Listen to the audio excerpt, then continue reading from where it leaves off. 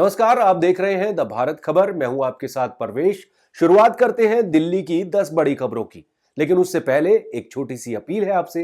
अगर आपने अभी तक द भारत खबर चैनल को सब्सक्राइब नहीं किया है तो तुरंत सब्सक्राइब कर लीजिए, साथ ही बेल आइकन का बटन भी दबा दीजिए।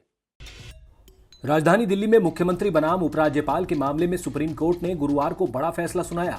चीफ जस्टिस डीवाई चंद्रचूड़ की अध्यक्षता वाली 5 जजों की संविधान पीठ ने माना कि दिल्ली में विधायी शक्तियों के बाहर के क्षेत्रों को छोड़कर सेवाओं और प्रशासन से जुड़े सभी अधिकार चुनी हुई सरकार के पास होंगे।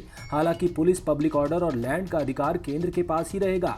सुप्रीम कोर्ट ने कहा कि अधिकारियों की तैनाती और तबादले का अधिकार दिल्ली सरकार को होना चाहिए, यानी उपराज्यपाल नहीं, मुख्यमंत्री ही दिल्ली का असली बॉस होगा। अभी तक की व्यवस्था में अफसरों की नियुक्ति और ट्रांसफर की शक्तियां दिल्ली के एलजी के पास थीं। इस तरह की सभी फाइलों को उपराज्यपाल ही मंजूरी देते थे। एलजी तय करते थे कि कौन सा अफसर किस विभाग में होगा और यही विवाद की जड़ रहा है। सुप्रीम कोर्ट का फैसला आने के बाद केजरीवाल सरकार एक्शन में आ गई है। दिल्ली के सर्विसेज सचिव आशीष मोरे हटाए गए। सर्विसेज विभाग के मंत्री सौरभ भारद्वाज ने ये कार्रवाई की है। आशीष मोरे की जगह 1995 बैच के आईएएस अधिकारी अनिल कुमार सिंह को उनकी जगह नए सचिव बनाया गया है। इससे पहले वो जल बोर्ड के सीईओ रह चुके हैं। सुप्रीम कोर्ट के फैसले को सीएम अरविंद केजरीवाल दिल्ली की जनता और लोकतंत्र की जीत बता रहे हैं। उन्होंने कहा कि 8 सालों तक हमने बिना पावर के काम किया, लेकिन अब दिल्ली के कामों में एलजी अड़चन नहीं लगा पाएंगे और दिल्ली का विकास 10 गुना तेजी से आगे बढ़ेगा। केजरीवाल ने कहा कि चूंकि ट्रांसफर पोस्टिंग एलजी के पास थी, इसलिए अफसर उनकी नहीं सुनते थे। चुनी हुई सरकार होने के बावजूद दिल्ली सरकार के मंत्रियों की बात तक नहीं सुनी जाती थी। यहाँ तक कि दिल्ली सरकार जनहित के जो फैसले करती थी, उसकी राह में भी अफसर अड़चन डालते थे। इसी वजह से आए दिन टकराव देखने को मिलता था। ऐसे में सुप्रीम कोर्ट के फैसले के बाद दिल्ली की आम आदमी पार्टी की सरकार को बड़ी राहत मिली है। वहीं सुप्रीम कोर्ट के फैसले के बाद आम आदमी पार्टी के कार्यकर्ताओं में जश्न का माहौल है। सुप्रीम कोर्ट के ऐतिहासिक निर्णय के बाद दिल्ली सचिवालय में पहुंचने पर दिल्ली सरकार के सभी मंत्रियों ने मुख्यमंत्री अरविंद केजरीवाल का जोरदार स्वागत किया। इस दौरान आप कार्यकर्ताओं ने कहा कि दिल्ली के लोगों के हक में सुप्रीम कोर्ट ने ऐतिहासिक फैसला दिया है। इससे अब दिल्ली के लोगों के काम अटकाने की साजिश अब और नहीं सफल हो पाएगी। दिल्ली के लोगों के साथ न्याय करने के लिए माननीय सुप्रीम कोर्ट का तहे दिल से शुक्रिया। इस निर्णय से दिल्ली के विकास की गति कई गुना बढ़ेगी। सुप्रीम कोर्ट के इस ऐतिहासिक फैसले से दिल्ली सरकार के लिए काम करना कुछ आसान हो जाएगा।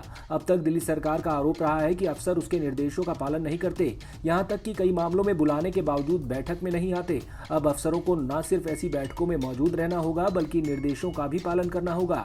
सीएम ने साफ कर दिया है कि दिल्ली के लोगों को रिस्पॉन्सिव प्रशासन देना है। अगले कुछ दिनों में दिल्ली में बड़ा प्रशासनिक फेरबदल होगा। कुछ अधिकारी ऐसे हैं जिन्होंने पिछले 1.5 साल में जनता के काम रोके। ऐसे कर्मचारियों को चिन्हित किया जाएगा और उन्हें अपने कर्मों का फल भुगतना पड़ेगा। दिल्ली के सीएम अरविंद केजरीवाल के बंगले पर जारी विवाद थमने का नाम नहीं ले रहा है। 9 मई को एलजी विनय कुमार सक्सेना ने पूर्व केंद्रीय मंत्री और कांग्रेस नेता अजय माकन की शिकायत को गंभीरता से लेते हुए दिल्ली के चीफ सेक्रेटरी नरेश कुमार को रिपोर्ट देने का आदेश दिया। दूसरी तरफ नेशनल ग्रीन ट्रिब्यूनल ने सीएम आवास के निर्माण के लिए पेड़ काटने के मामले में दिल्ली सरकार को नोटिस जारी किया है। एनजीटी ने दिल्ली सरकार से 3 हफ्ते में स्टेटस रिपोर्ट दाखिल करने का निर्देश दिया है। अब इस मामले में अगली सुनवाई 31 मई को होगी। कथित शराब घोटाले में आरोपी दिल्ली के पूर्व उप मुख्यमंत्री मनीष सिसोदिया की जमानत याचिका पर गुरुवार को हाईकोर्ट ने अपना फैसला सुरक्षित रख लिया। हालांकि उन्हें अपनी बीमार पत्नी से बात करने की इजाजत मिल गई है। कोर्ट ने जेल अधीक्षक को आदेश दिया है कि जेल मैनुअल के मुताबिक सिसोदिया को वैकल्पिक दिनों में 3 से 4 बजे के बीच वीडियो कॉन्फ्रेंसिंग के जरिए बात कराई जाए। सिसोदिया फिलहाल सीबीआई और ईडी की ओर से दर्ज मामलों में न्यायिक हिरासत में है। सीबीआई की ओर से दर्ज मामले में विशेष न्यायाधीश ने 31 मार्च को उन्हें जमानत देने से इनकार कर दिया था। हाल ही में ईडी के मामले में भी उन्हें जमानत नहीं मिल सकी थी। मनीष सिसोदिया की पत्नी सीमा सिसोदिया लंबे समय से मल्टीपल स्क्लेरोसिस बीमारी से पीड़ित है। मनीष सिसोदिया के जेल और पढ़ाई के लिए बेटे के विदेश जाने के बाद से वो घर में अकेली है। इस कारण वो तनाव में रहती हैं। उनका इलाज कर रहे अपोलो के डॉक्टर्स का कहना है कि मल्टीपल स्क्लेरोसिस की बीमारी में मरीज के दिमाग का शरीर पर से नियंत्रण घटता चला जाता है।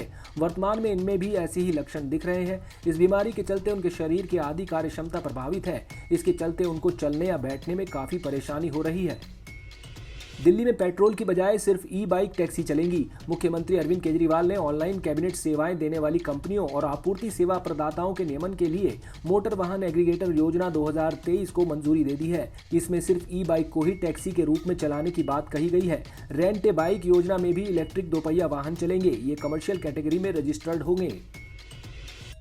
दिल्ली के जंतर मंतर पर डब्ल्यूएफआई अध्यक्ष ब्रजभूषण सिंह की गिरफ्तारी नहीं होने के बाद पहलवानों का प्रदर्शन और तेज हो गया है।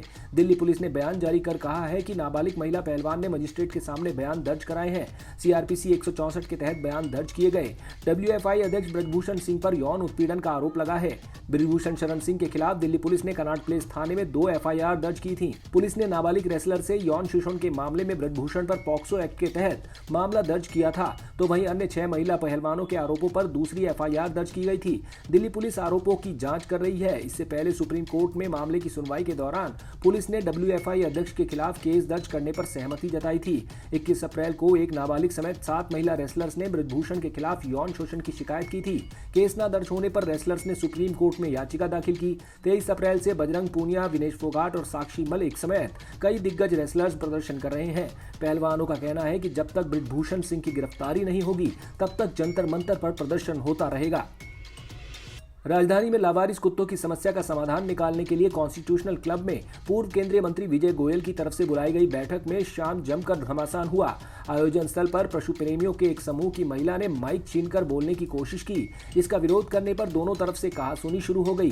देखते देखते दोनों गुट एक दूसरे से गुत्थम गुत्था हो गए। इस बीच समस्या के समाधान के लिए तैयार मसौदे को भी एक शख्स ने फाड़ दिया। हालात इस कदर बेकाबू हुए कि दोनों तरफ की 2 महिलाओं ने एक दूसरे को थप्पड़ भी जड़ दिए। हंगामा बढ़ने के बाद मौके पर पहुंची पुलिस ने बीच बचाव कर लोगों को शांत कराया।